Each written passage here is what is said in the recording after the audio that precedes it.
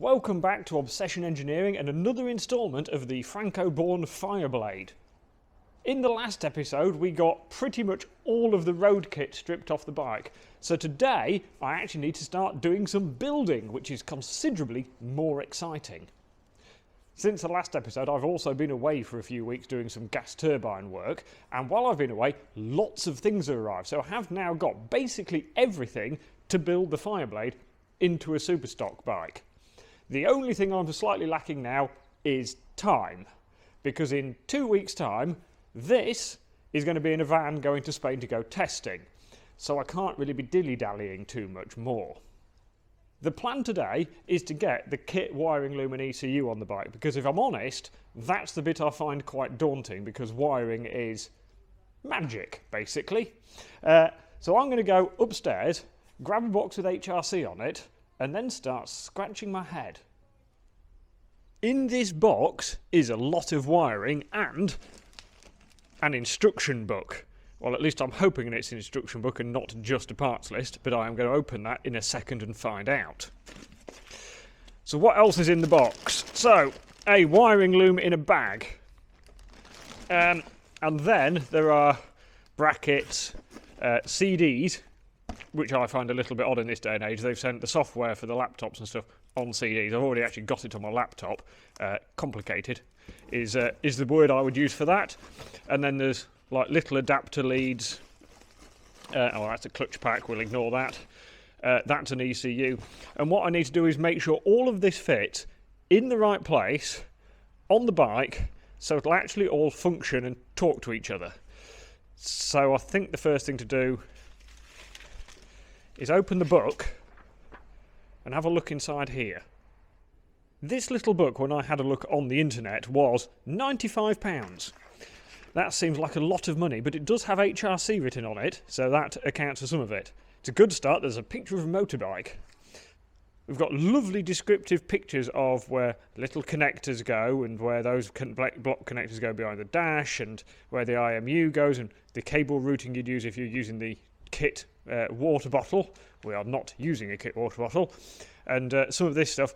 Unfortunately, there's no actual diagram to show where the wiring loom sits in the bike. So what I'm going to have to do is just get the wiring loom and basically hang it in the bike and see if I can work out where everything goes. To help the job along a little bit, there are certain items that can only go in certain places. The big relay box actually clips into the under tray, into the battery box, so that fits in there.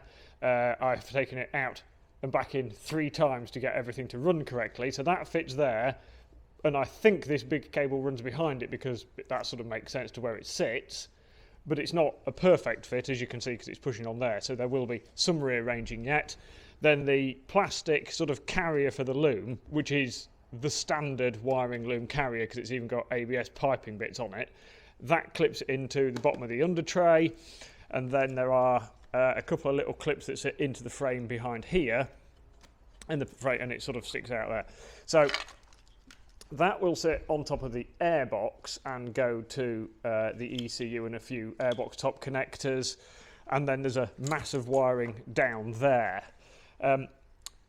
There is basically only one way it can fit, especially because it's moulded plastic for a lot of it, but it doesn't mean that it fits perfectly first time. The joys of wiring when it's made, if it's made not in the perfect orientation, you have to twist it round, it's quite stiff.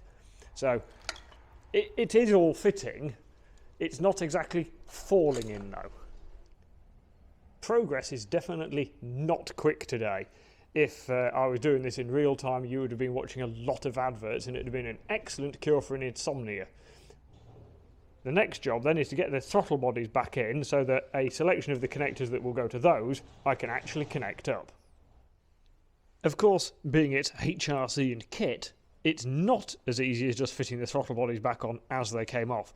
Before we do that, we're going to remove the canister, like the charcoal emission stuff, which is this pipe here and all its connections into the throttle bodies. So, little blanking clips fitted, little tubes with little clips on, so they're fitted, so now I can actually get the throttle bodies back on the bike. My usual system for this is to lubricate up the rubbers that everything slides into, and these ones are particularly thin, as I've mentioned before, so I'm just going to spray a little bit of GT85 around the rubbers so that everything slides nicely together. I've already taken the bolts and the washers out that sit on the mounting point so that I didn't drop the washers down the inlets after I'd taken the rag out. So let's get on with it and get some more stuff bolted together. That's throttle bodies back in, and I quite like this new system where the inlet rubber is just literally a little boot that sits in the cylinder head, and you bolt the throttle bodies down directly onto the cylinder head. The old system where you had little uprights and you had to sort of wiggle them and knock them and push them into a ring was often quite awkward, and this system seems a lot better. It's almost as if this is progress. Interesting point though. You'd really struggle to fit the wiring loom in if you had the throttle bodies in the bike, because everything runs sort of under here and round the back. So you pretty much have to have the throttle bodies out. But now they're back in, I think what I'm going to do is put the airbox back on so that it seals all this lot up, and it's another couple of connectors out the way. As with the throttle bodies, it's not quite as simple as just fitting the airbox. This pipe, this would go down to a solenoid that would control the pair valves, like they're the bits that let fresh air into the exhaust ports on a closed throttle so that it can burn any fuel that's left in the exhaust pipe. But we don't need that, so what we need to do is blank it off. Now there is, according to the instruction books, a proper HRC blanking kit. And amongst the massive parts we have, we don't seem to have it. So I'm going to do what I normally do and fill that full of silicone adhesive. I've got the airbox back on, and for now it's got the standard air filter in it, but we have got a sprint air filter coming. We can just fit that later. There are still quite a lot of connectors up here, and they're going to go to switch gears and stuff like that, and this one goes to the IMU, like the gyro. Now on the road bike, the gyro sits here at the back of the airbox, nicely out the way, but the kit fitting for it is here. I don't know why it needs to change, but it is. So you use the standard gyro, but there's a selection of bits to fit it. So there is a bracket that fixes to the frame, and then there are grommets and bolts and spacers and bits to actually mount everything off, and then there's a cover to go over the IMU, all very expensive with HRC written on them. So that's all essential for fitting this that fitted and worked absolutely fine on the road bike. It's a mystery to me, but that's Honda. That's the IMU, the gyro fitted, and interestingly in our massive selection of HRC bits we didn't have the little collars, so they've obviously been missed somewhere, either packing or ordering, so I've just machined some up on the lathe, so that is fitted. ECU and everything's on. The switchgear I've connected up, even though I will probably end up disconnecting it at some point because we're going to have forks out and this and that. We're going to be using the standard left-hand switchgear. We're not going to be using this. We've got a different kill switch and throttle, so some of this will definitely be getting disconnected again, but it's connected for now. So I thought I was making excellent progress. I've fitted the reg-rec bracket. This is the standard reg-rec, and the bracket comes with separate little rubber bungs so it doesn't chafe on the frame. It is actually only held on with one bolt, which I found was quite interesting. I thought being Honda there might be a multitude of fasteners, but no, one bolt, Loctited in, because we don't want that one bolt coming undone. Right, the generator wiring to the reg-rec I've just tucked underneath the water bottle for now. The water bottle, in Superstock rules, it says the original well, you can change the hoses, but the hoses and tank must remain. So for me, that means we have to run the standard tank for the water. So I've left that in, and I thought, excellent, I've got rid of all the connectors down here, until I realised I haven't got the quick shifter connected. And I don't know where it's supposed to connect, because I don't have any spare connectors anywhere in this region of the bike, which is a little puzzling. So yeah, touch of head scratching, and then I remembered in the box there was still some wiring, so it's clearly not that one. It might be something to do with that, so I shall open that in a minute, and that's the kill switch and the throttle somewhere else. So I think we'll open that and see what secrets it holds. that is not helping me. So that is the connector that goes from the wiring loom, which I think is that connector, and I think that will connect to that end, and then that end connects to another lead, which then connects to your laptop so you can program the ECU, I think. But either way, it is definitely not for the quick shifter. So what I need to do is go back over here and do some more searching for where that's going to go. Problem solved with the quick shifter. It went to a connector that was actually blanked off because there is a kit quick shifter, but we're not using the kit one, we're just using the standard one because even the lads at Honda Louth said use the standard one. So that has got past that problem. Right, wiring loom basically done. That has taken about 6 hours of work, which is awesome. The next game is going to be what's in that yellow box. Well, I suppose there's only one way to find out, and it's open the box. Ta-da! Although this side of the box doesn't tell us much, turning this one over will do, because on the other side of this box it says Motec. So this is, that's a connector to go from the lander sensor to a loom. This says Motec on it. But this is not everything we need. There is a bit of a backlog of getting Motec data loggers. So what this is something I wasn't expecting. That looks a lot like a data logger. Right. I'm a little bit confused. So there is a reason for my confusion. We are putting a Motec L120 data logger on the Fireblade. This is a Motec L120 data logger, but I don't think it's for us. I was expecting to find in the same box a wiring loom to fit one of these loggers, but not the logger because we know there's a backlog and we are not at the top of the list. So I think they've sent the wrong box to the wrong person. So I might just put that somewhere safe and mention to our supplier that we haven't had our loom. Now that I'm happy I've got the wiring loom basically all arranged in the bike, I decided to do one last little job for the day, and that was to take the pillion footrests off. I don't really know why I'd actually left them on so long, but they are now removed and they are never going back on. This project would not be possible without the Marvel HCL Motorsport team. If you'd like to get involved in the team and be part of the future of Franco Bourne and this Fireblade, I will pop a link in the description where you can get hold of Matt, the team boss, and discuss some wonderful ways for us to spend your money. I'm not saying that modern motorcycles are complicated, but I've now spent an entire day fitting a wiring loom to the Fireblade. But it is at least fitted, and if I ever have to fit another one, I'm sure it will be easier. There is, of course, still plenty to do. We've still got to do suspension, exhaust pipe, actually put a map in it, bodywork, brake lines, and quite a lot of other little finish-off jobs. So it's time for me to go and have a lovely spaghetti bolognese, and I'm going to be back tomorrow for some more Fireblade fun.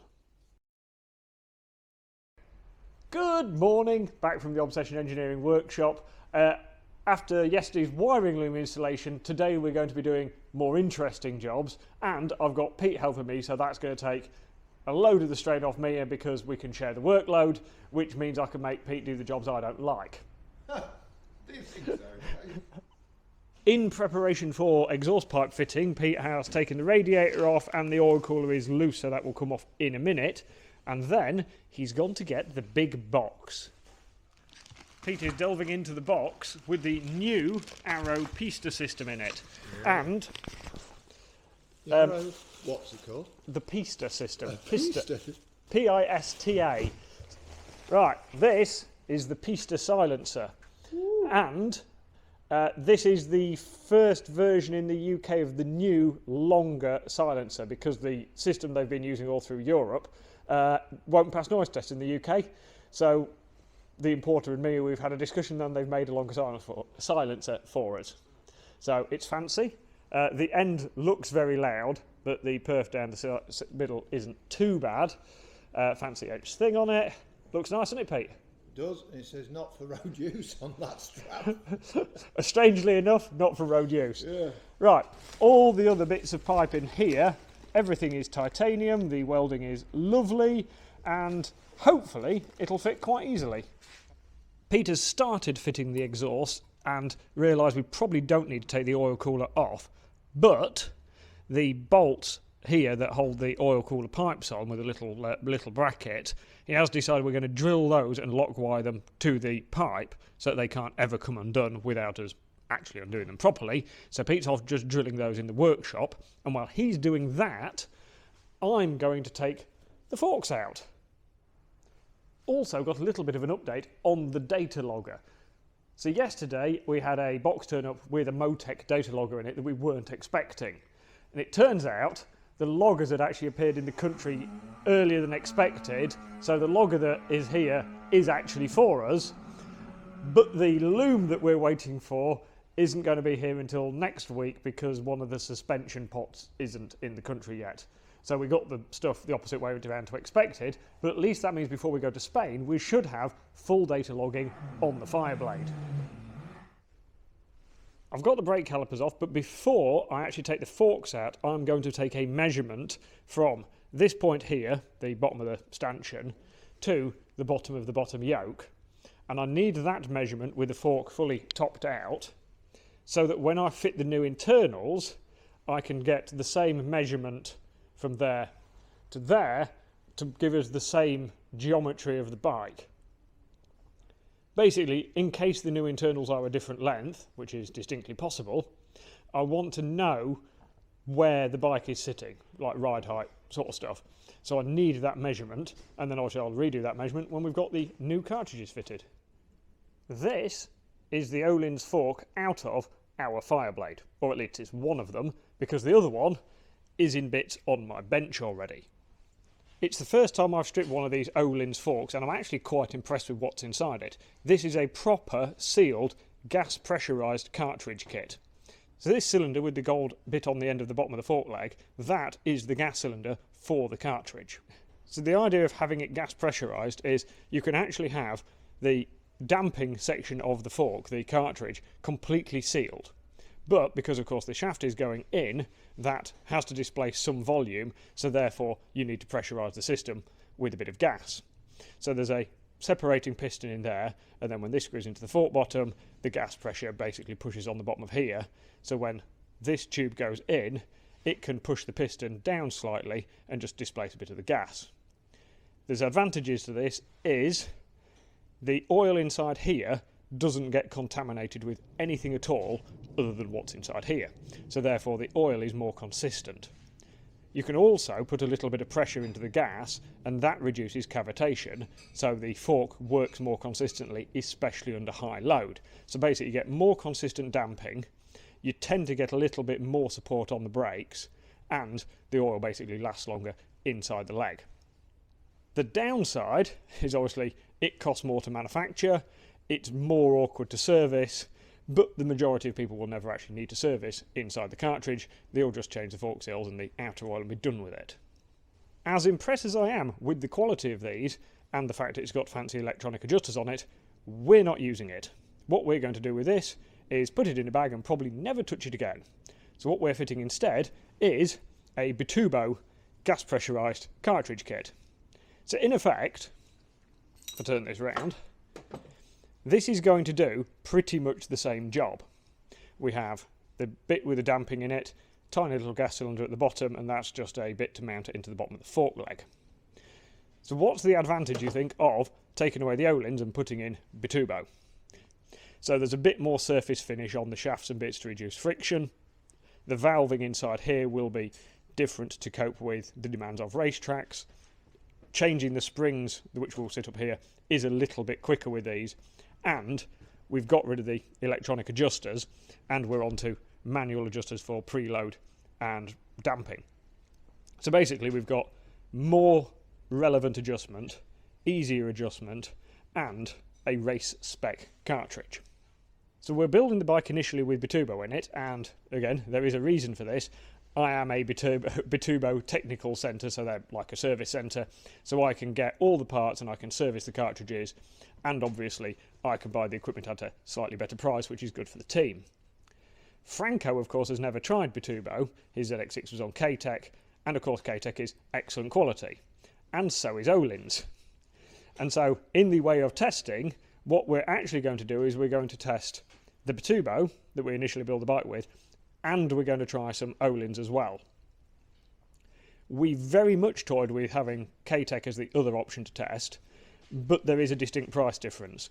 Because the standard bike's on Ohlins, the fork kit is similar price to the K-Tech, but they will modify the standard TTX shock, which saves us nearly £2,000 against the K-Tech stuff. So in effect, the Ohlins stuff is costing us nearly half as much as a K-Tech setup would cost, and we've got a reasonable price on the Bitubo. So we're going to have two options to test, Bitubo and Ohlins, and if we really fancy being fancy later on, we might even try some K-Tech. But for now, two is going to be enough. So what I need to do next is bolt this inside the fork leg, set the air gaps, put some springs in it, and then I can put the forks back in the bike. Pete's been very nice to me today because he's bought me some Lincolnshire fruit bread and cheese. Yes. Because our conversation about cheese and jam broke the internet. It did. There was a good response from it, Dave, wasn't there? There was. Slightly disappointed that we had considerably more comments about cheese and jam than we did about anything to do with motorbikes. So we're going to... Whatever takes everybody's fancy, that's fine. We maybe ought to switch to a bit of cookery, maybe. Well, I did have a lovely spaghetti bolognese last night with lots of garlic because it fends off vampires. Well, right, okay. Was you expecting one last night? Well, all I'm going to say is, in all the time I've been doing my spaghetti bolognese recipe, I've never been attacked by vampires the following night. No. So therefore, it must work. Yeah, unless you've had a steak beside your bed or something, ready to stick through its heart. I haven't, no. No. I didn't mean a steak to eat. No, it took me a second, but I got there. Right, we have finished pipe strangling, so our lovely Arrow exhaust system is fitted. So I've seen this quite a lot recently on the like high-end factory Aquapovics and Arrows and bits. I'm not sure whether it's a different material or whether it's just coated or finished differently, but basically this won't colour up. Where when this gets hot it'll go straw coloured or blue, this doesn't. And I have no idea what the difference is, but one day I might find out. Right, Pete's telling me off because I don't have the correct thickness of cable ties that he would like. Anybody can buy them. We want the proper thin ones with a nice proper little metal clips on. So okay. Fall off. Sorry right. Dave, but I've been corrected on my cable tie buying purchase, which is fine.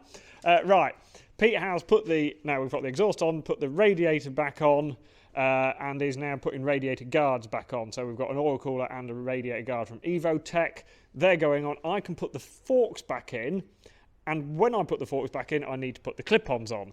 So we have Spider clip-ons, and these are 25mm offset. So middle of the bar to the middle of the handlebar is 25mm. We have also got some 50mm or 52mm offset ones, which are a bit more traditional with the handlebar completely in front of the fork leg. We wanted to try both so that when we go testing, we can try different things with him and get his body position where he wants it. The road bike has even less offset than these. They're like basically a zero offset on the road bike. But the Honda Racing lads run the 50mm offset option. So we're going to start in the middle and see what he thinks to it, because me and Pete have made the decision for him. yeah, sometimes you just got to overrule the rider and get stuck straight in and just tell him what he's having. Well, even better than that, we didn't even ask him, did we? Well, we didn't even Right-hand handlebar is nearing completion. So we have kit throttle, which is shorter action and is separate to the kill switch. Kit kill and start switch with the kit screws and all the rest of it. Standard master, because it is Superstock, on Spider clip-ons with different forks, with Bitubo fork cartridges. Right, the forks, these ones are 4mm longer than standard, but I want the same standout, the same length from the yoke to the wheel, so the geometry is the same. So we have the fork sticking through longer than normal. I also wanted to be able to get to the top yoke clamp bolt with the reservoir not in the way, so that if I want to do fork height changes in pit lane or anything like that, this isn't in the way, so I can get the torque wrench in. So, if we look from here, I can get a straight run with a spanner, with a socket, straight onto there, with the master cylinder reservoir there. So I've shortened the pipe, and I've started using these little brackets, like little just laser cut brackets that come flat and you just bend them the shape you want. These are from Palmer Performance, from Sam Palmer, and I've paid for these. These were not free. This is not a sponsorship thing, but they're just a really good little product. They're only a couple of quid, and they're just brilliant because you can get your master cylinder where you want it. They come in different lengths. They're a good product. But we will have sponsorship if there is any. Yeah, obviously now Sam owes me something, so the next batch I want free. So to go with the Bitubo and the Spider and the kit stuff, we also have a Spider brake lever. Now, even though you're not allowed to restart on bikes if you fall off nowadays, having a bendy brake lever, one that folds up, does at least save you snapping a brake lever off if you fall off the bike in the paddock or even when you're riding, I suppose. And for added bling, we of course have the obligatory remote adjuster, and that's another thing Franco's going to have to get used to, because in stock 600 you're not allowed remote adjusters, but now you are. So another bit of bling for him. Dash cover also fitted. Because this is Superstock, you are actually allowed to change the dashboard if they come as a kit item. So on the BMWs you actually get a kit Motec logging dashboard, but on the Honda you don't, so it's standard dashboard. So we've put a protector on it because they're not going to be cheap. So that is the front of the bike nearly complete. I need to dig out some handlebar grips for it at some point and put the brake lever guard on, but we're looking pretty good at the front. So that's another day done on Franco's Fireblade, and we've made some decent progress. Have we done well, Pete? We've done good, Dave. We've made good progress. It's been a long day. My feet's cold, but besides that, it's been a good day. Thank you for watching, and join us again next time for some more action on the Fireblade. Spot on.